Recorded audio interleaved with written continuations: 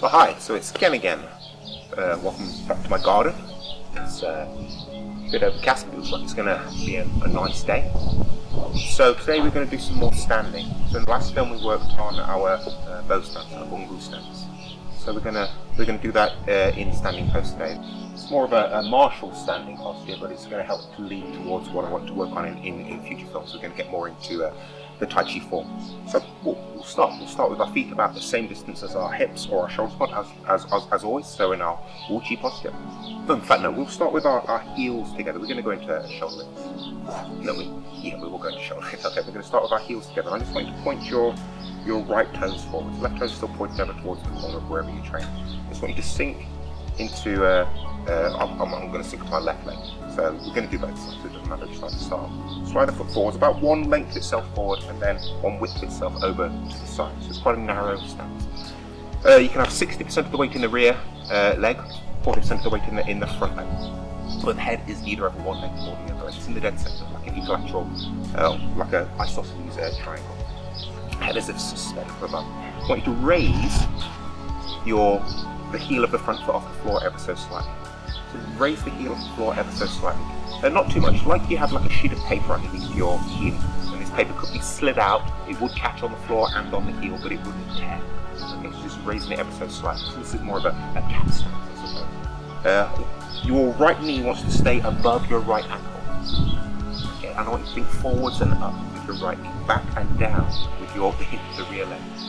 Okay, bring your arms up. So we're into this prop and hug we've worked on in previous postures, in previous film, should I say. But slightly turned to the side, so you're not squared all the way forwards here, like you would be in Zhang style.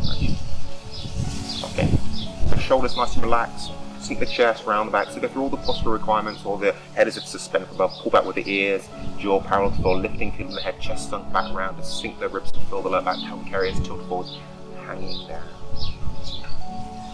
Keep your eyes open as we go through this standing, this martial standing posture. Looking into the distance, as if you're looking at as if you're watching birds flying. Yeah, you don't want to be thinking too violent things or anything, but kind of just looking into the distance, as if you're looking at a beautiful object. And imagine you have your arms wrapped around the bough of a tree. So Tai Chi gets its tree hugger reputation. Imagine you've got your arms wrapped around the bough of a tree. Imagine the tree is touching your chest, it's on the inside of the thighs, and so you're completely wrapped around this tree. Wrapped around this tree. And really imagine, again, the nervous system not knowing the difference between imaginary and real, so the better you can imagine, the better the body will put its... Better you can imagine, the more the nervous system will put the body in positioning to perform these tasks you are imagining. So really do imagine. You can imagine springs on the inside of the body from the soles of the feet up to the top of the head.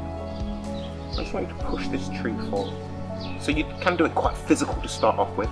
Then we're going to go to doing it with just an intent thing. But you can just feel with the body. You can go out into nature and hug the tree and then press into the tree. But imagine you're pushing this tree forwards. And imagine you're compressing that spring from the top of the head to the soles of the feet, pushing forwards. Still keeping that heel of the front foot off the ground ever so slightly, like you have that sheet of newspaper underneath it. Pushing this tree forwards and down ever so slightly.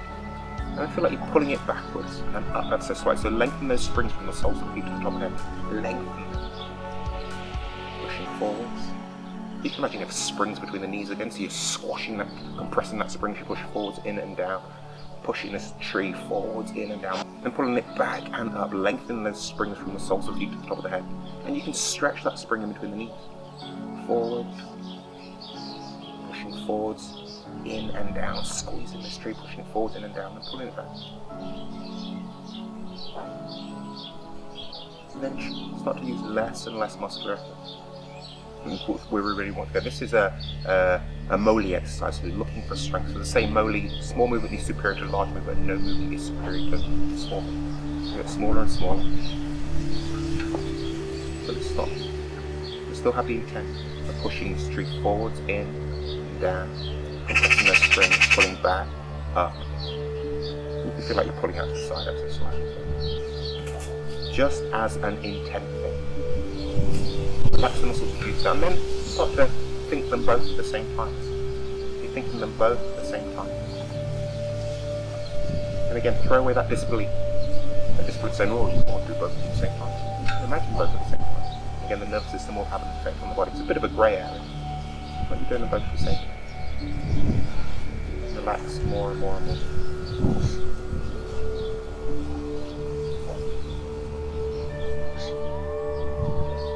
Step out a little bit further. You can have the heel of the front foot on the floor now. Still head in the dead center. You can have a 70-30 weight distribution with the legs. So when I first learned this, my first Muay Tai Chi instructor used to call this a warrior posture.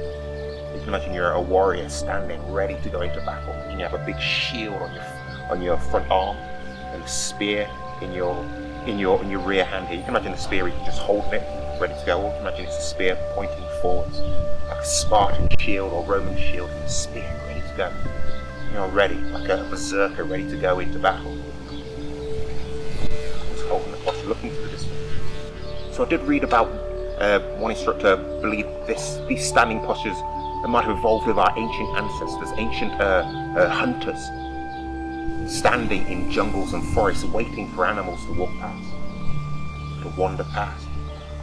So they might be stood there for hours waiting in stillness, really tuning in to all the sounds going on around them, ready for an animal to walk past.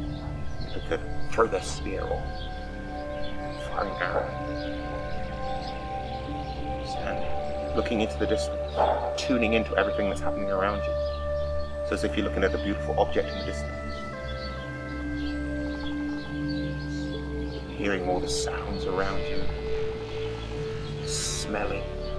Smell the lilac behind me. Feeling the air on your skin, the air between your fingers. You're tuning in to everything, but not. You haven't got hard focus on one individual thing. You're aware of everything as it's happening.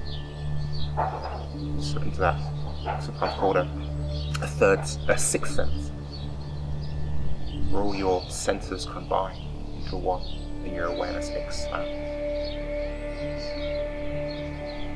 Okay, step back, put the other toes forwards this time, slide the foot forwards, about one length itself forwards, and then one width itself over to the side, quite a narrow stance. Push across, you can 60% of the weight in the rear leg, 40% of the weight in the front leg. Head in the dead center. Front knee was right above the ankle. Raise the heel off the floor ever so slightly. As if you have that. Imagine you can imagine the newspaper or the paper underneath there, or you can imagine you have the tiniest of ants underneath your heels. And you're holding it there without crushing it, without letting it escape. Think forwards and up with the front knee, back and down with the rear heel. Again, you can imagine you have your arms wrapped around the bough of a tree.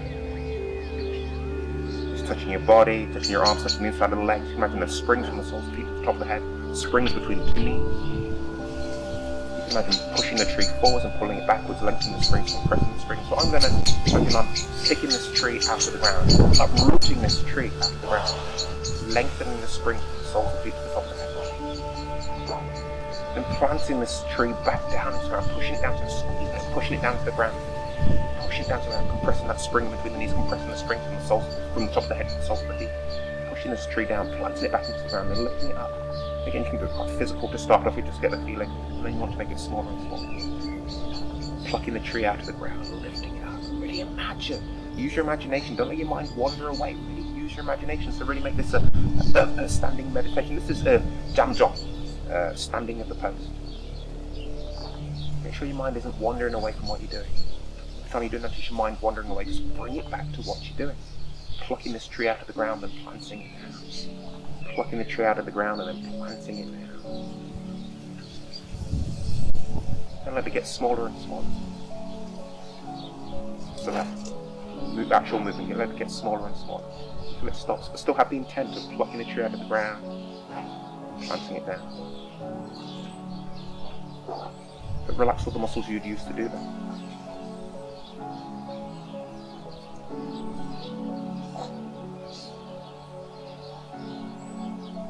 And then try to combine the two feelings, the two imaginings, plucking the tree out of the ground and planting it down at the same time. And again, we're going to that grey area. But really do imagine, and again, that will really have an effect on your nerves.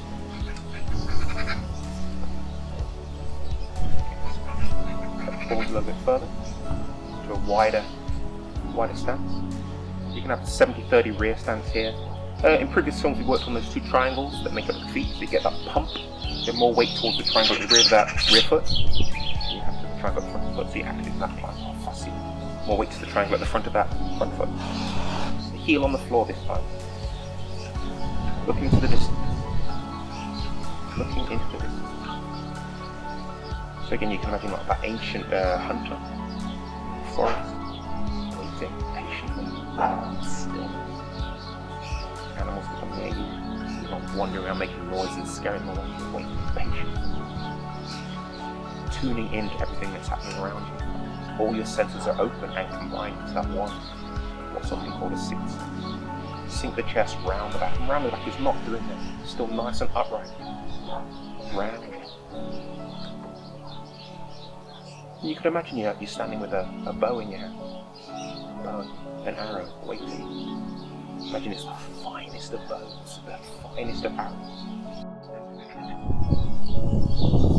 Visualization of this one. Imagine you're looking across the width of a large river. There's a hill on the other side of the river. You're firing your arrow. There's something on that hill. So you're pulling back on the bow. You feel the bow pulling back, trying to take its shape back to fire the arrow. Looking into the distance. Looking into the distance. Pulling back on the bow, pushing forwards with the hand. If you're firing a big bow, like a big long bow, you have to have the whole body behind it to have a strong connection with the ground. Pushing up to the top of the head. Tongue on the roof of the mouth, looking into the distance, pulling back on this bow, pushing forward. Breathing. Breathing, nice deep abdominal breath.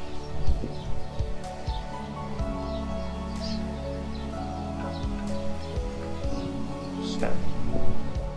Try to get as still with your body as you can, but still have all those intents. Imagine you're pulling back on the bow, you're standing with a shield and a spear.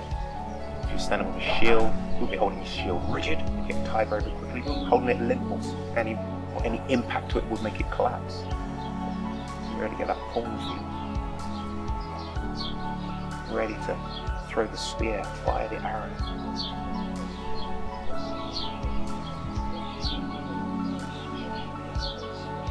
Relaxing the body as much. Okay. Do 5-10 minutes on each side. Okay, but I'm going to finish this. So, a shorter film today than the last film I made, and that's quite a long one. You can finish, I always like to finish my standing, after I've done my standing, with some weight turning exercise, just something to loosen up to make sure I'm getting rid of any residual tension I might have built up. So you can go back to previous films and work on a loosen up exercise. And before I start waffling too much, give it a go. It's gonna help with what I'm going to be working on next. So we're going to be going into Tai Chi 4. So that bow stance is it's going to be helpful. So give it a practice, and I will see you in the next film. Bye for now.